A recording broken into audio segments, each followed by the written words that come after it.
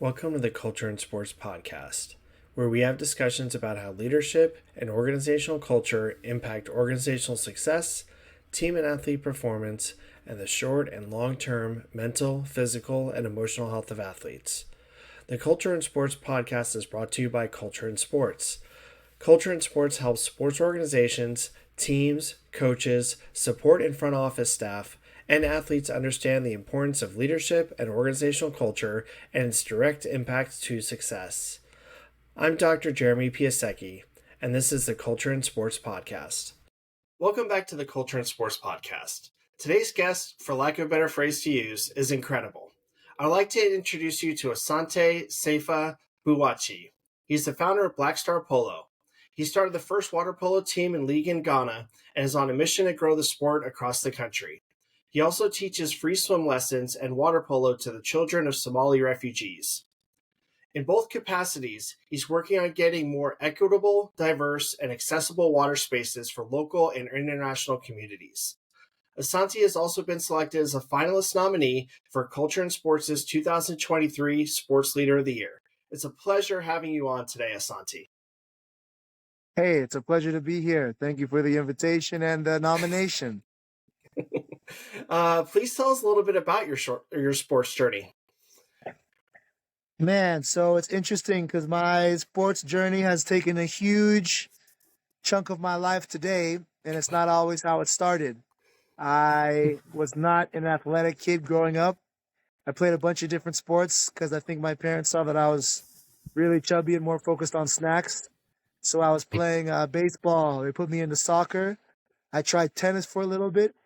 But the funny thing was, I grew up with asthma. My older brother and I grew up with asthma. And somehow my family found out that swimming was good for asthma, so they put me into swimming. And I don't know how that ended up being what I stuck with because it wasn't my priority to be part of a team of any sort. But somehow I stuck with it. From swimming, it went to water polo. From water polo, I didn't start off great at all by any means. But I think I was more irritated from the fact that I was always behind and, not being at a level that I wanted to be. So that's when my stubbornness really kicked in. And then water polo stuck with me through high school. I was able to continue to play through college. My senior year, I was able to be the team captain. I was able to chase these dreams of finding international teams to train with in Europe, and then finally making a team to play with in Brazil, in Rio.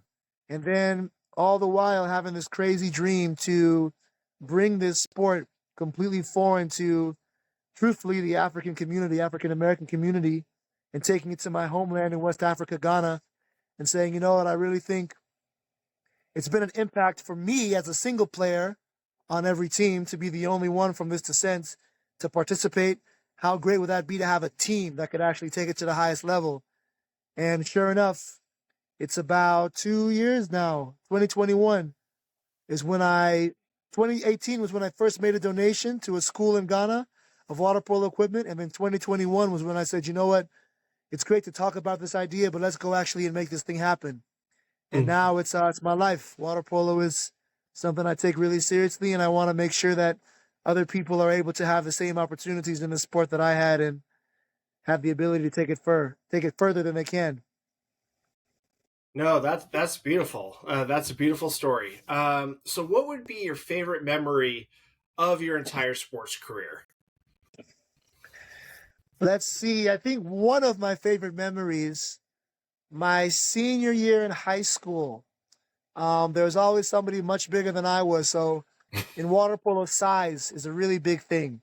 So if someone's bigger than you, they're gonna get they're gonna get off the bench before you. So he was always in. But for some reason, this game was a high level game. I think it was a quarterfinal game, whatever. I was actually in for the majority of the fourth quarter, and we're going back and forth, 1-goal lead, and then finally towards the end of it, we're tied in the last 45 seconds of the game.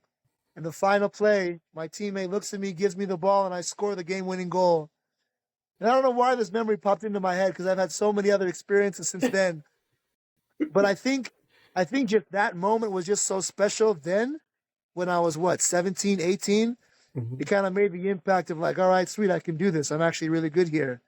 And then I think now in present day, one of my most uh, favorite memories is seeing that feeling translated into the kids that I teach. You know, seeing the younger Yeah. kids in Ghana now getting that same feeling of scoring any goal.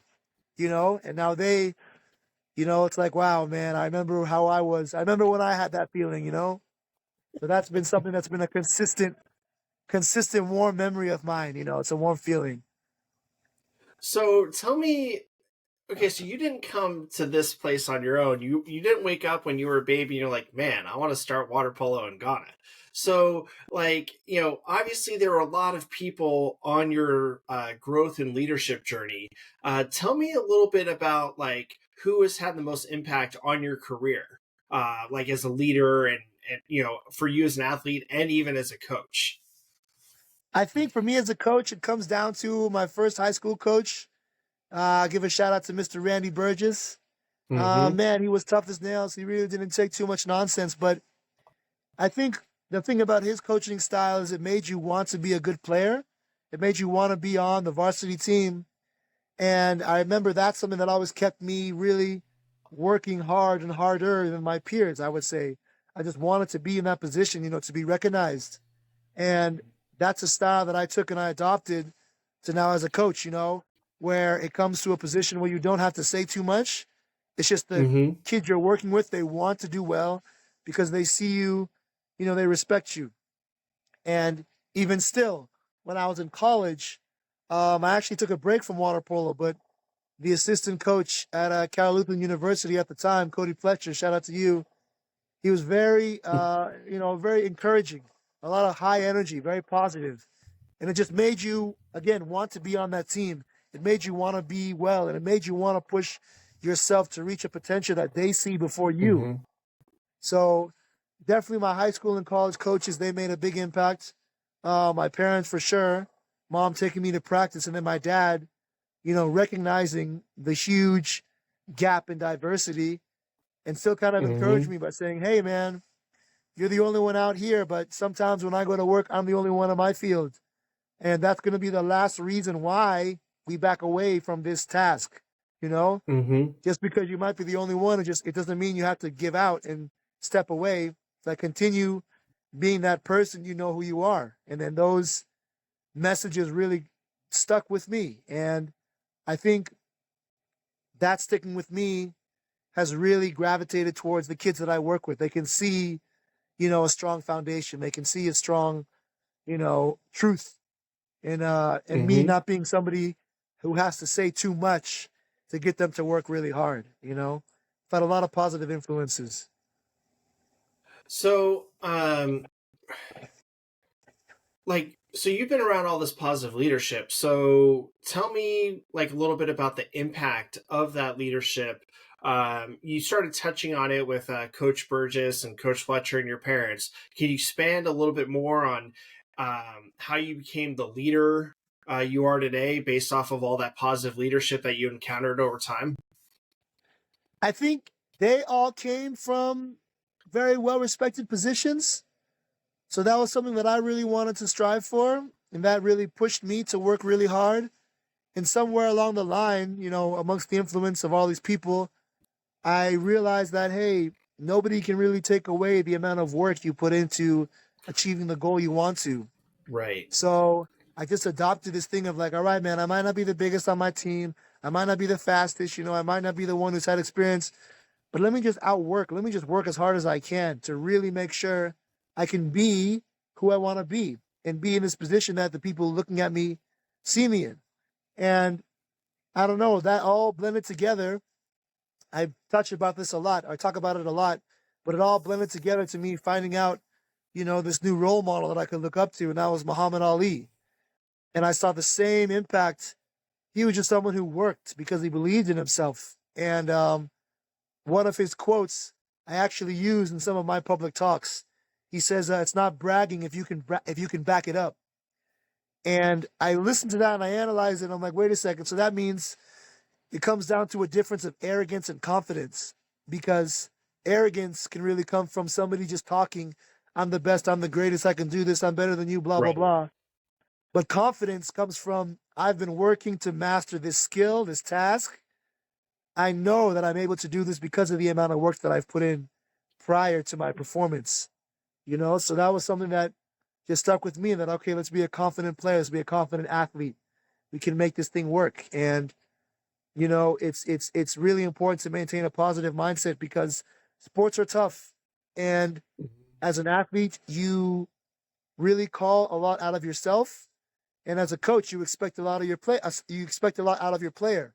So it's a fine line of like, yo, you've got to be at this level that I need you to be at, but also still keeping a positive environment. Something that will Mm-hmm. encourage you to still want to work hard and not be shy to learn or try something Right. new, or even come back to practice the next day. Yeah. So, you were talking a little bit about confidence, being a confident athlete, a confident person. Obviously, with that confidence, stems from feeling valued as an athlete and as a person. What were some examples of where you felt valued as an athlete, and how was that different from maybe when you didn't feel valued, or you actually felt the opposite, where you felt like you were not valued at all?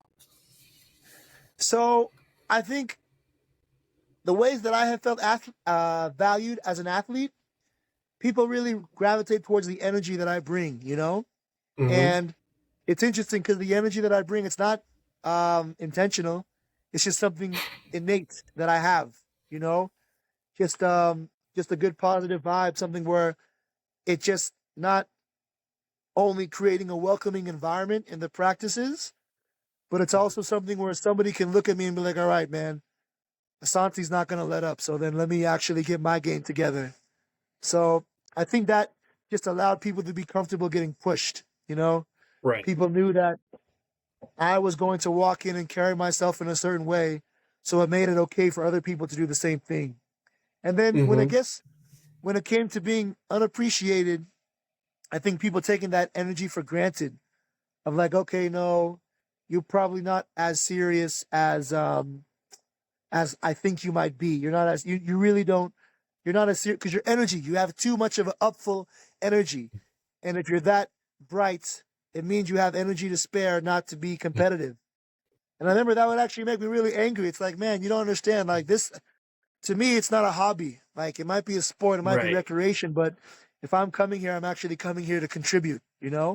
So those are the environments that I also like to create for any kids that I'm working with. It's like, hey, it's okay to still be positive, but don't let the positivity or the kindness be taken for a weakness or for a lack of, you know, call to action. It's something where you've got to recognize that even though you are being somebody, a good teammate, a good person, a good friend, a good someone you can look up to, it's also, if we're going against each other, it's still competition. You're still Right. wearing a different color cap as I am, you know? Don't go soft on me because we were joking before practice. Well, that's a superpower, right? Like, you come off that, oh, you're just happy all the time. You might Ah, be like a pushover, and then all of a sudden they're getting drowned, on the 2 meter yeah, line in water polo, while the official's looking at something else, and they're like, whoa, where did that come from? And then their exactly total right. game's thrown off because you're something completely different than what they thought you were before the I think I secretly use it to my advantage, because people. But it's a shift, man. Because it's true. I have a happy personality, but then, hey, if it's time to play, yo, bro, it's game on. It's a match. game. It's obvious that you're extremely passionate about sports. Like, there's no doubt Yeah, about that. yeah, And one yeah. of the things you work on is providing sports opportunities to all communities. So, Correct. why do you do this, and how do you influence this positive change?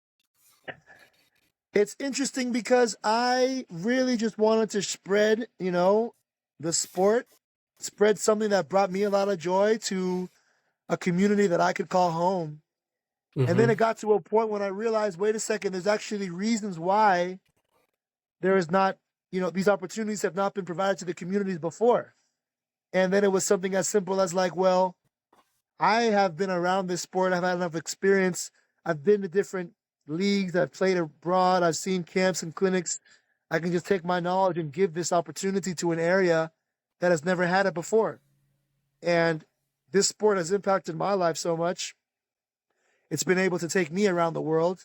And I think it's important that other communities realize this same thing can and most definitely should happen to you as well. I think that's Mm-hmm. my passion because it's something where, when you experience something great, you always want to give that feeling to somebody else. When you experience something positive, you really want to share that with those that are close to you. So I found a real passion in being able to create these opportunities where other people can experience the same joy that not only I have felt, but other people in this game have felt. I think it's important to just spread that opportunity across people who may have never had it before. So you donated equipment in 2018 to a school in Ghana, and then in 2021 you were like, "Hey, I need to take this a step further and like actually start water polo in Ghana." So did you just jump on a plane in the middle of the pandemic and then you landed and you said, "Here I am, everyone. Let's go to the pool or let's go to the river and start playing"? How did that all transpire? Sheesh, man, it's almost like you were there. Yeah. Well, as you know, I have my own experience with water polo in Afghanistan, so I do know a little bit of how interesting starting a program could be. So please continue. Yeah. It was just I started the program, and again, it was like a hobby. It was like, okay, I did this cool thing, but I really wanted to snowball. 2018 was the first donation. Then I came back 2019 to visit family and do music as well. And I went back Mm-hmm. to that same school with some more equipment to keep, hey guys, this was not a one time thing. We're actually going to grow this to be something serious. And then 2020, when the world was upside down and so many things were happening, I said, let me go to the place where I feel the most at home and let me do Mm. something where I know I can make the most impact. And it was also in this rhythm of, okay, it's a great idea, it's a great dream to talk about, but it's actually lay some bricks, lay a foundation down to make this happen. Mm-hmm. So sure enough, I said I'm gonna do this. I jumped headfirst into this opportunity to say, hey, I want to make this thing happen seriously. So I went over back to the school that I worked with. In the middle of the pandemic, they were still able to use the pool. I even printed Mm-hmm. out documents, scientific documents stating, yo, being in the water is actually the safest thing you can do in a pandemic because chlorine will dissipate any virus, and in open water, nothing can survive there. So it started off at the school. Then the school had to close because pandemic rules. Then it went to the Mm-hmm. beach where I would go out and swim into the ocean far, like a buoy swim in the U.S., and have everybody on the shorelines panicking because anyone that goes out into the ocean, it's like, hey guys, he's done. They don't They come back. Yeah. don't come back. So then I came back, and then it was an empowerment chapter of like, look, I did this, and you can too. And that was Right. just a part of the plan to just encourage people that you can do this, you can be a part of this. And it was using the momentum that I had from that first donation, working with that first Mm-hmm. school, and now just going to different areas, going to rural areas where there's a lake, going to the area, behind the ghetto where they live by the beach, going to an area where they live by the river, and just simple, passing the ball around and showing them, hey, there's this guy who wants to bring a new sport. And sure enough, that led to starting a tournament at the University of Ghana. And now we've got our national league up and running. We have 7 different teams, 3 different regions, and they all love this sport. They all want to play. They treat the games like it's a World Cup. They want to score the game-winning goals. Man, it's a beautiful thing to really say that I created. I mean, truthfully, and to get No, these it communities is so engaged. amazing. It is so amazing. So how many teams actually practice in pools that Americans or Westerners in the world would be used to, and then how many are training in lakes, rivers, reservoirs, beaches? So today, in live time, one team from the capital called Accra, we've got them in the pool. They're training at a community center pool. Then another team in central region of Ghana, they're called Awutu. We try to get them into a pool, but they're giving us crazy prices and they're not maintaining the water Mm-hmm. well. So they went to go train in a dam today, swimming out in the Mm-hmm. open water. Sometimes they'll train. After they train, they'll catch a fish, send me a picture holding the fish. Then we have another region in Kumasi. They live in a lake community. It's called Lake Bosom Tree. They swim out in this giant man-made lake, not man-made, natural lake, where they're there with the other fishermen communities. And then the other community team that I work with, they are all current and alumni of the Kwame Nkrumah University of Science and Technology, KNUST, and they train in their community pool, and when it's ready, back in Hmm. their Olympic-sized pool. So it's Oh, it's it's okay. quite half and half, you know. Some are in pools, So some are in open so water. so not all the pools are chlorinated or have bromine in them. I'm sure people are afraid of being casted on by fishing lines and hooks. Correct, Um, you know, I'm sure people are filling up their teapots or water to bring home from places that they're correct. working out. It's not something that you see in the US or in the Western world when it comes to aquatic sports. No, no, it's different, and it's cool because I tell them, hey, when you swim in these lakes and these beaches and these rivers, think about how easy it'll be in the pool, you know. Exactly. And it's two birds, one stone because not only are we not training for water polo, but we're also training for open water swimming and beach polo. Hmm. You know, it's the best thing to do. And yeah, I certainly was not practicing in a lake, in a beach, in a river when I was in high school.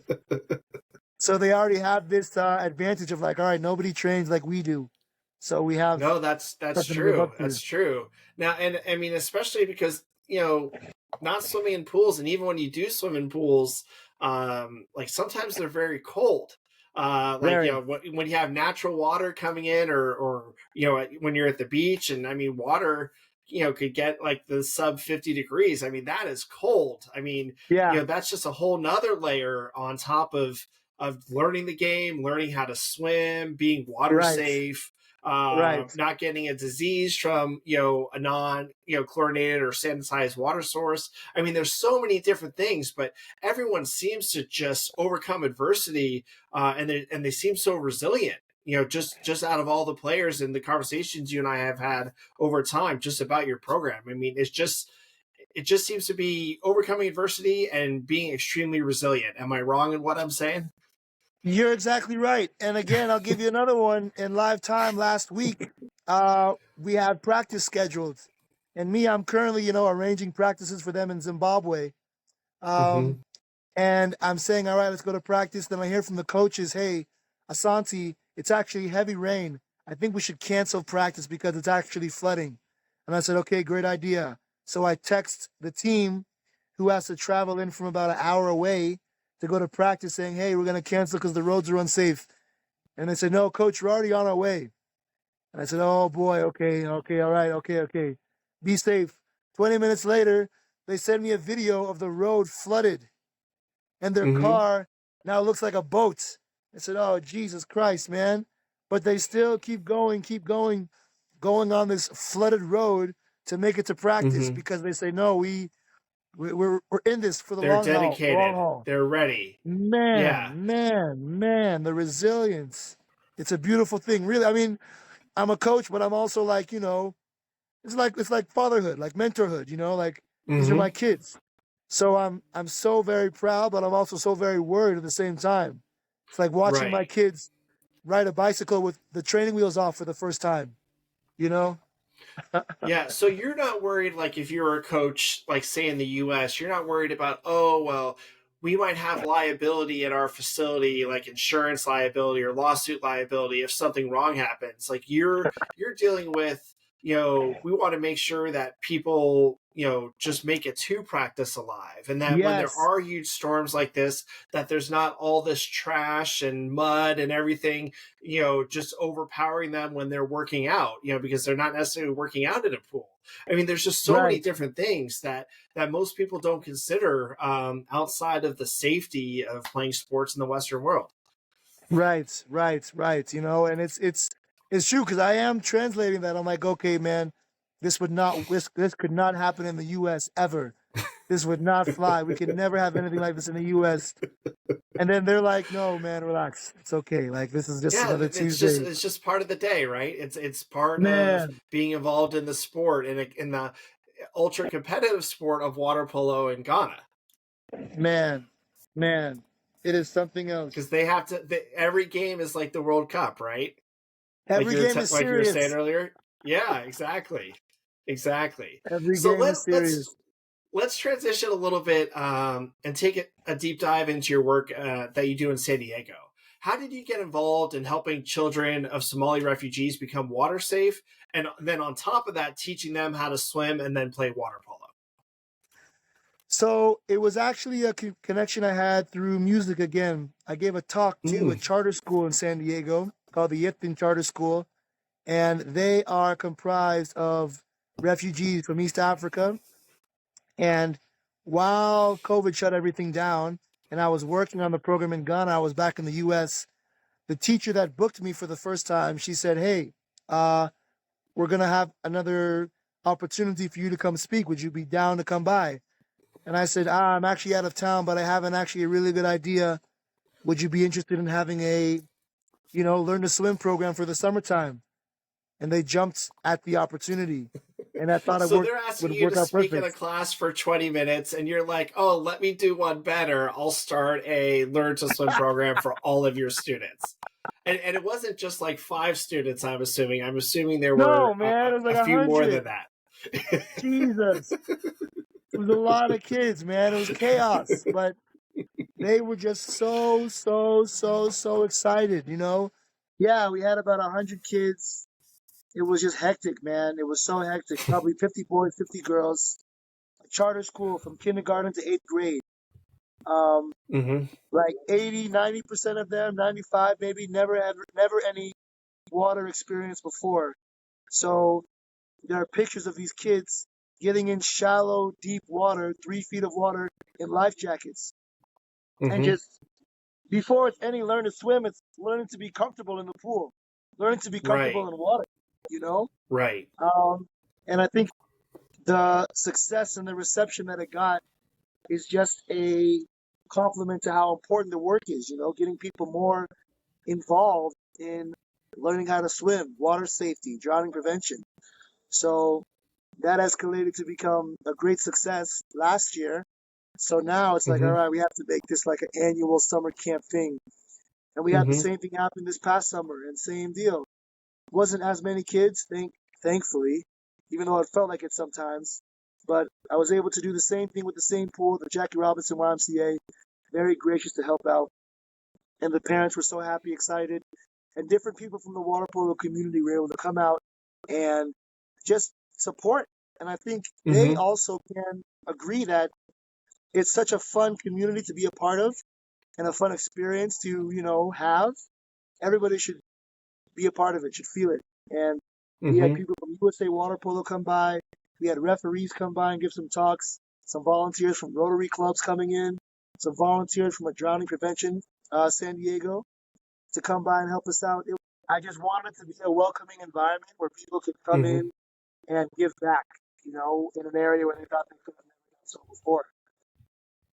So, out of the 100 kids that you were in that first summer that you were working on to be water safe, like how many actually were water safe? Like how many were on the pool deck and you were like, I'm afraid all 100 are going to drown if they get in all at the same time. Like how many were actually water safe? Just to give people an idea of how much work you had to really do from the start with them. It was a small handful of kids, a small group that were actually like comfortable being in the water.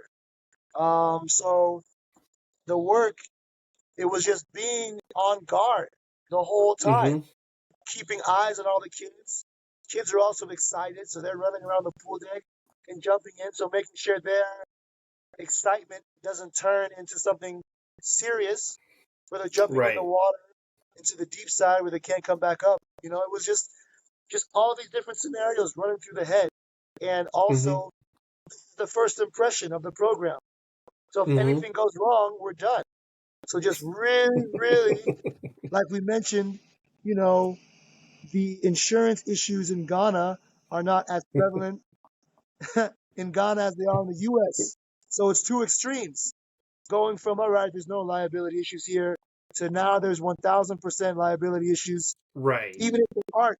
we just have to be so aware of watching all the kids and making sure nothing terrible happens. Funny story is we had U.S. Olympian Janai Kerr. He came on the Mm-hmm. first day, and we split up the kids, older kids and younger kids. So, okay, all my older kids go with Janai, and you're going to practice taking the swim test. That's going to give you the access to jump into the deep side of the pool. Mm-hmm. And he went over there. None of the kids were comfortable in the shallow side. And he said, okay, cancel this plan. Nobody come to the deep side, period. I said, oh, Jesus, man. It was telling. Like, it's really backtracking. Like with the water polo in Ghana, before water polo, it's teaching how to swim. Before teaching how to swim, it's learning how to be comfortable in the water and just undoing, Right. so many years of not having that opportunity ever present before. So you were saying that when you first started in San Diego with the Somali refugees or the children of Somali refugees, you said there were a handful of people that were water safe or comfortable in the water. How many would you estimate of their parents that were actually comfortable or water safe? I would say about zero, if not 1% to be, generous. But one cool thing I like to share is the enthusiasm of the parents almost holding their kids over the edge of the pool, saying, teach them, teach them, teach them. Because what's happening is parents normally keep their kids away from the water in these communities Mm-hmm. because they're saying, I don't know how I could save you because I don't know what to do in that environment.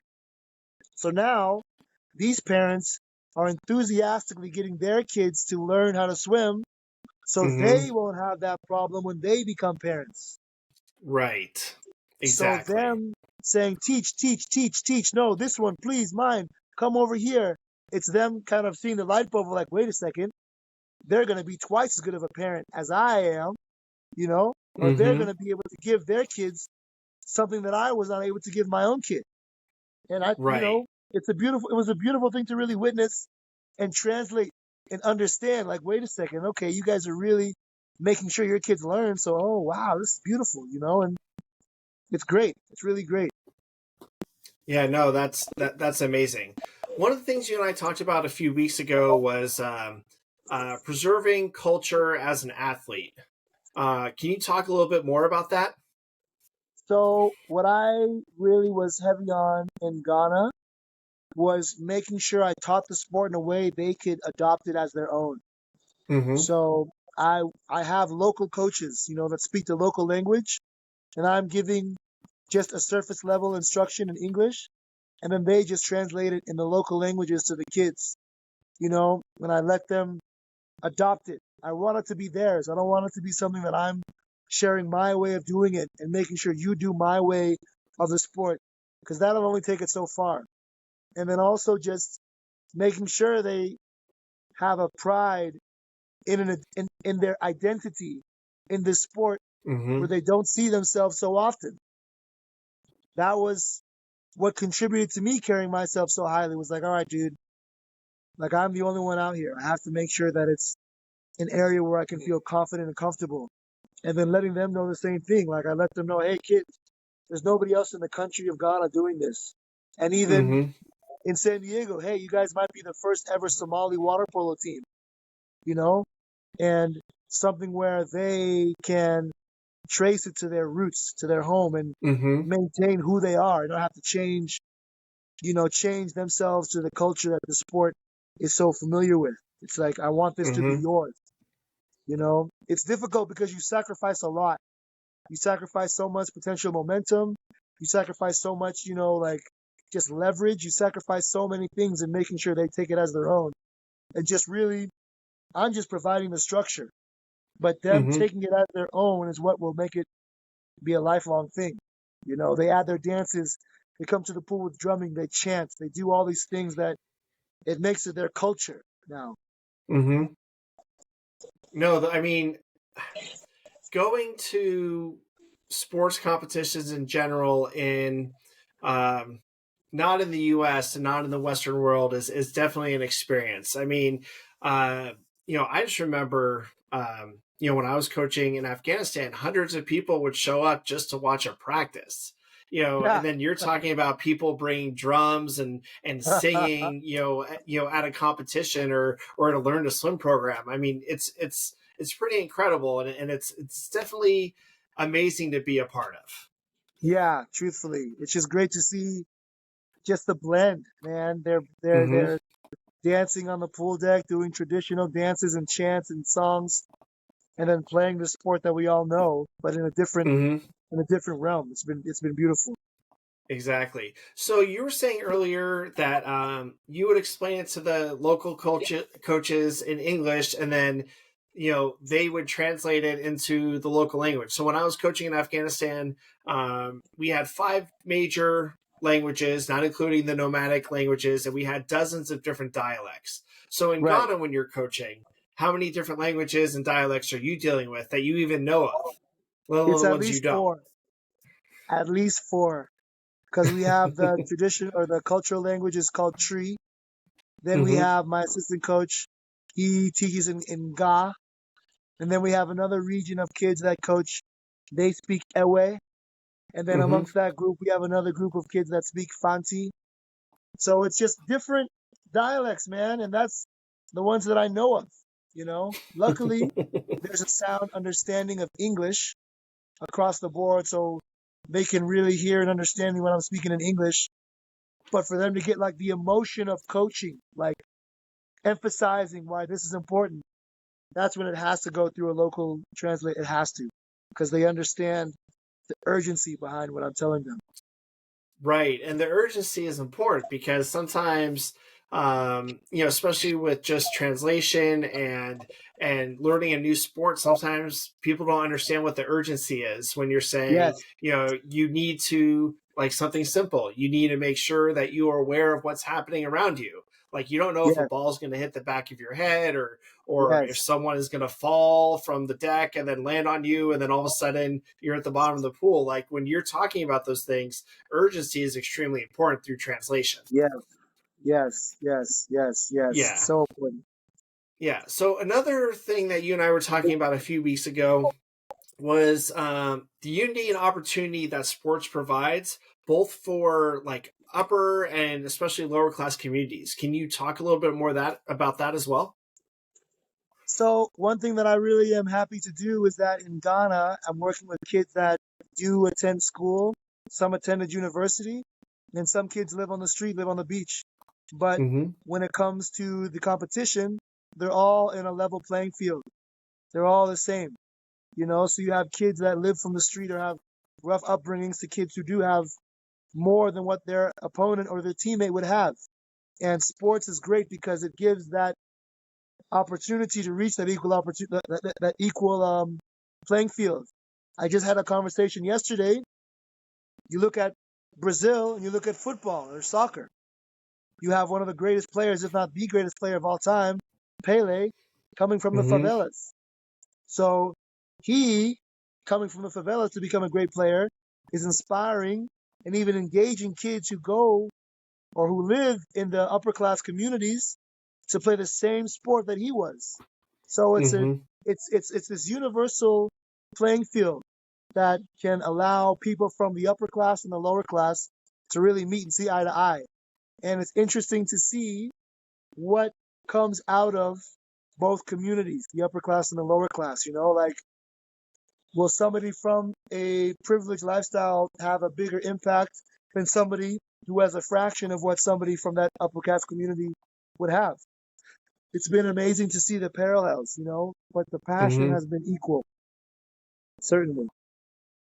No, that's awesome, and I mean it's amazing. Just how you've seen it, not only in the U.S. or in the Western world, or even in your world travels, but especially with developing a national sport in Ghana, you really get to set the tone. You and the other coaches get to set the tone of what the culture of water polo is in a country, and Yeah, that's pretty amazing. Like, and what are some of the discussions that you and coaches and you and athletes are having to help keep that positive culture and help bridging that gap? Like, what are some of those discussions you're having? just the challenges that we face, like going to practice and having to worry about driving through a flooded storm. the flooded road, Mm-hmm. trying to get pool space and trying to find a pool they can train in, you know, and then still making it so that, hey, despite all the things we have to be resilient in to play the game, it's going to pay off. You know, even though it's like, coach, man, like we have to travel 2 hours to go to a game, or sometimes like Mm-hmm. we're playing against players that have more resources than we do. You know, that's the community of the kids from the school and kids from the streets. Like just trying to make it interesting and motivating for them, because we do get some players that say, I don't know, man, I don't think it's worth it.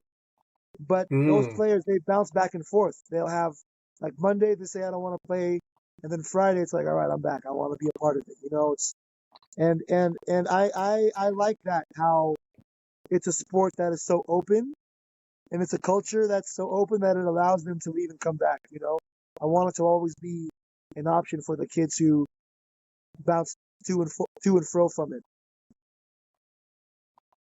So the reason they want to stop playing on Monday is out of fear of the difference. But then they kind of look and observe of what's going on, and they see, oh, I can do this too. Like I could be at the Yeah, same level as those who have, as opposed to those who have not. yeah. Or just seeing like, what am I doing? And then they let, you know, some people will let their peers get into their head and say, you know, you're not going to go anywhere with this. But like some encouragement we give them is like, all right, well, anyone talking to you, ask them to show you their interview on TV, where they're being interviewed about playing water polo, you know? And it's something where I think I have established them to compare themselves to people who are in the country and out the country. Like, look, these kids in the US are doing the same practice you are doing. Hey, these kids in Egypt are doing the same thing you're doing. They're doing the same. Mm-hmm. So there's no difference, guys. It's just you staying consistent with the plan. That's what that's where the parallel is. You know, you're the same. Mm-hmm. And some of these kids that were worried about this, they're also in Zimbabwe with you right now, right? Like if they didn't play water polo, they would probably still have never left not even their own country, but just their own area of where they Yeah, lived. yeah. You know, I mean, we've got a big plan to bring some kids from Ghana here to Zimbabwe so they can meet some of the local kids and get the same experience. And Mm-hmm. the coolest thing about working with the kids in Ghana is putting them on a bus or a taxi or trotro as we call it, and taking them out of their village for the first time to go see a university, which is probably the Mm-hmm. first time they say, wow, this is a college. Wow, this is a school. Whoa, man, I've never like just allowing them to dream and say, look, this is something you can also do. Like you can see Mm-hmm. these sites. You can leave your village, your town. You can get a passport to leave the country one day, you know, like saying, hey man, like you being a part of this thing, it's not for nothing. It's something you can really benefit from. So so these athletes on Mondays who are like, oh, all these people are saying these, negative things in my head, like, oh, this isn't worth it. You're not going to go anywhere. That's a very interesting thing for someone to say who's never, played in a sport that didn't exist prior to a couple years ago. Come on, man. And that's what we try to tell them. It's like, look, who are these people talking to you? Like they don't do what you do, man. They never will. And they're gonna ask you how you do it. They're gonna ask you how do you swim so well, because they don't swim. Mm-hmm. Yeah, Yeah, so it's definitely probably a little jealousy from those people who are saying those negative things about their own certainly, situation, and they're projecting absolutely, on their own situation onto other people. Yeah. absolutely, Yeah, no, that absolutely. that definitely makes sense. One of the other things that we talked about a few weeks ago was first person coaching, and I Yes. wanted to ask what do you consider as first person coaching, and then why is it important to you? So I like this term because I mean, at the end of the day, we want to make sure the kids we're coaching have fun with this experience of playing the sport. That's how we can keep them playing this competition for as long as they want. And it's important to remember that, hey, this practice, this match could potentially be an escape from whatever they're going through back Mm, home, at school, with the family, whatever. So you have to remember that you're dealing with a person first before an athlete, you know, giving the encouragement of, hey man, I know you, like, you're doing a great job. Just kind of, you made a mistake there, but it's okay. You'll get the next one, you know, just kind of remembering that there's a bigger picture here. Even though we do ask for a lot, we do expect some accountability. We do give some tough love. But at the end of every match, every game, every practice, it's like, yo, I'm proud of you. I'm so happy you're doing well. And you should be proud of yourself too. So that they know, okay, sweet, it's bigger than the sport. As opposed to like, yo, you missed the winning shot. Forget it, man. You're never going to amount to anything. Because you missed a shot, you'll never be able to Mm-hmm. succeed outside of sport. Come on. You know, it's like, it's a fine line you have to walk because you expect so much out of the athlete and you want them to make that game winning shot. But you know, this this realm of sport, it's all learning. You're learning radical acceptance, you're learning so many life lessons, and you want them to take these experiences with them out into the real world. So you make sure Mm-hmm. you let them know, hey, you're learning this experience so you can take it with you. Because it's you as a person, not just an athlete. You're only an athlete Mm-hmm. X amount of hours of the day. And just making sure they recognize that and realize that. And just feel comfortable being in an environment where they could make a mistake, or they can lose a game, or they can, you know, feel safe trying out a new move. It's because, all right, you know, like, this is the environment for you to do so. We're going to encourage you, but you got to also understand when it's time to come correct, you have to come correct. And that respect comes Mm-hmm. in when the player respects the coach and vice versa. So, talking, about something that's pretty exciting that I've been starting to do here on this podcast is if you had to field a dream team of water polo players, it could Yeah. be water polo players, non-water polo players, men, women, boys, girls. Like, who would be your dream team of water polo players? Man, it'd be the best athletes, bro. I would love to see Shaquille O'Neal. Man, I would love to see like Marshawn Lynch. You know, of course, my guy Muhammad Ali. LeBron James for sure. You know, I would love to see these people in the game. It's funny, in high school we would do this silly thing like we'd pick rappers. Like, okay, let's put Snoop Dogg in the goal. Okay, let's put Dr. Dre as the offensive, technical director. You know, um, there's two players that I love. I grew up watching. He is from Cuba and played for Spain. Ivan Perez, just a baller, man. And I got to meet him a couple of times in the States. And then another player I used to really look up to, Manel Estiarte. He 5-time Olympian for Spain. Bro, incredible player. I'm trying to think who else, man, on this dream team list of water polo. Probably Mike. I don't know. Mike Tyson would probably be too reckless. Well, there's ear guards on water polo caps, Yes, you're so right. would there be You're a right. concern there? You're right. I We mean, have that ear wouldn't stop a guards. punch to the face or an elbow, but I mean, no ears would be bitten off. Yeah, man. I think that'd be cool. Definitely a lot of NBA players too. You know, Kobe would probably be a sharpshooter. Sharpshooter Mm-hmm. on the court, man. Man, goodness gracious. I'm trying to think, bro. The Williams sisters for sure. Just the best athletes, man. Let's put our best Mm-hmm. athletes in the water and let them take on the world's hardest sport. All right, Asante, thank you so much for taking the time to meet with us today. Before we go, do you have a final statement to make to any athlete, coach, supporting staff, high performance directors, or even the athlete support structure, whether in the US, Ghana, or even where you are in Zimbabwe or anywhere else in the world? Yeah, definitely, to call back on something I mentioned earlier, just to know the distinguish between that arrogance and confidence. Arrogant is Mm-hmm. someone that doesn't put the work in, it's just all talk. But a confident player, confident coach, confident athlete, they're practicing that skill. They're practicing the talent, the trait. They're working, they know what they need to do and they know they deserve to reach the level of success because they put it in, you know? And something I share with athletes here in Zimbabwe, back in Ghana, in the US, best player on the team is not the one who puts the most points on the board. It's the one who inspires their teammates to be better and to put points on the board. And the best coach is the one that inspires the teammates to want to be a great leader as well, And it's okay to sit in this position of confidence. I learned that from Muhammad Ali because you're putting in the work and you're doing it from the right reasons. You're doing it from the right place, you Mm-hmm. know? That's something that's going to inspire you and allow you to let yourself carry yourself in a way people can look up to and respect. Um, Mm-hmm. Man, so many lessons that I learned just from being a fly on the wall and watching interviews. And I think it's so important that you recognize that, yeah, the game is everything, but there's a bigger picture. You want to really make Mm-hmm. sure that everybody knows they are able to put a product out they can be proud of, to continue to really enforce the positive encouragement and the empowerment despite a high level or a high intensity match, you know? You want to keep Mm-hmm. them playing the game. You want to keep a passion in the game. You don't really want to enforce a player to play to win. You want them to play to learn. Play to learn how to bounce back. Play to learn how to win. Play to learn how to deal with adversity, you know?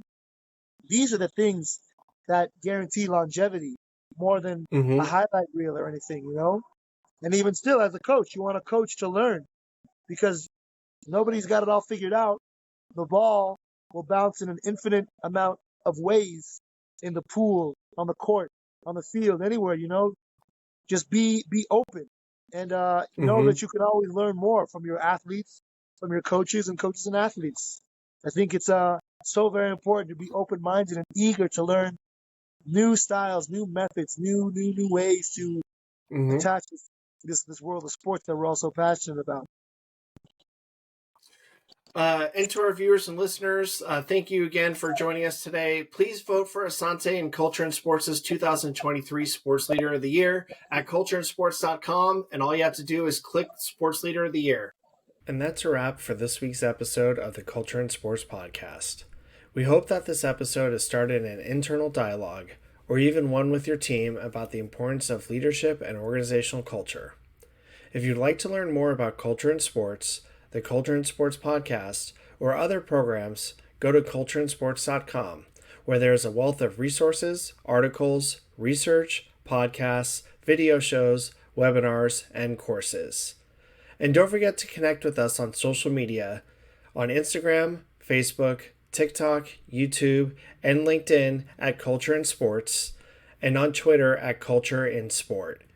Thank you for tuning in to the Culture and Sports Podcast.